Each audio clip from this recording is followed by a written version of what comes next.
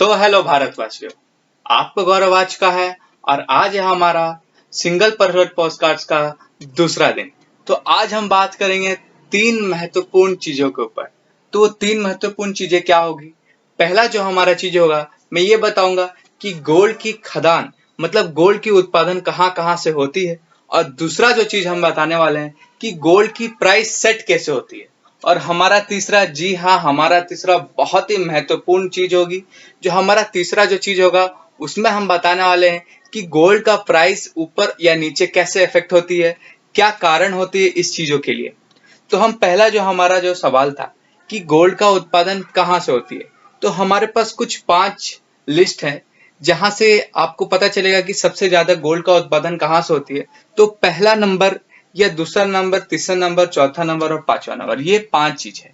तो पहला नंबर जो है हमारा, जो सबसे ज्यादा गोल्ड का उत्पादन होता है वो होता है हमारा साउथ डीप गोल्ड, मतलब जो कि दक्षिण अफ्रीका में होती है। वो हमारा पहला नंबर रैंक में आता है। ये 4 साल पहले का रेटिंग है, अभी का बदला हो सकता है। अगर बदला होगा तो प्लीज आप उसे ठीक कर ले।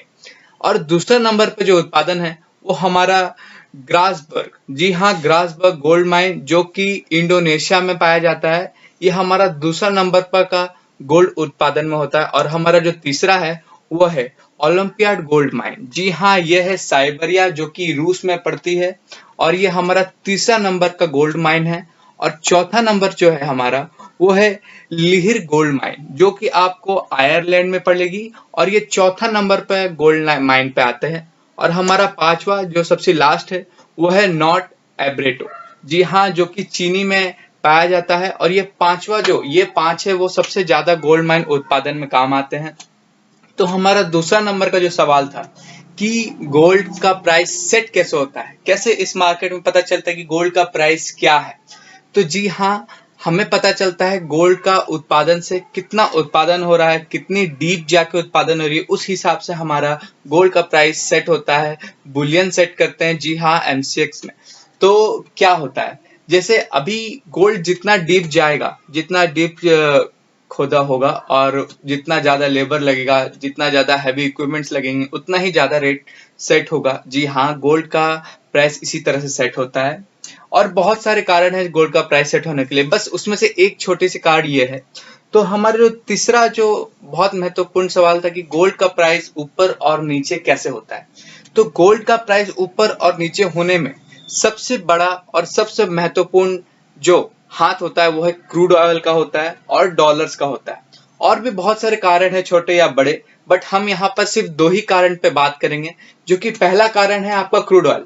जितना ही क्रूड ऑयल ज्यादा बढ़ेगा दाम, उतना ही गोल्ड का भी प्राइस बढ़ेगा। क्यों?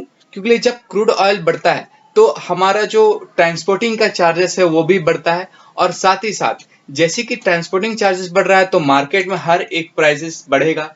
जी हाँ, हमारे जो पूर्वज बोल के गए हैं कि कभी भी महंगाई की दुनिया आएगा तो आप सबसे पहले गोल्ड खरीद के अपने घर में रिजर्व करके रखेंगे। जी हाँ, इसी के चक्कर में गोल्ड का प्राइस बहुत हाइप हो जाता है।